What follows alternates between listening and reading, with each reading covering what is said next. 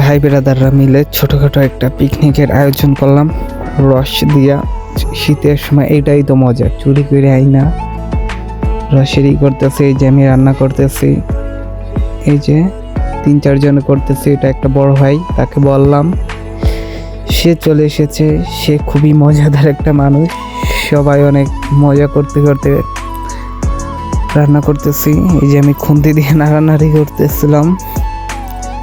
মোটামুটি ভালোই হয়েছে। শীতের সময় সবাই মিলে এটা একটা অন্যরকম মজা। প্রায় হয়ে গেছে, যে ঢালা হচ্ছে। অনেক সুন্দর হয়েছে, মোটামুটি ভালোই হয়েছে। এই যে এখন আমরা ঢেলে খাবো। এই যে আমাদের ছোট ভাই উঠিয়ে দিচ্ছে আমাদের। এখন সবাই করব। প্রথমে আমি খেয়ে দেখলাম, অনেক সুন্দর হয়েছে ভাই, যেটা বলার বাইরে।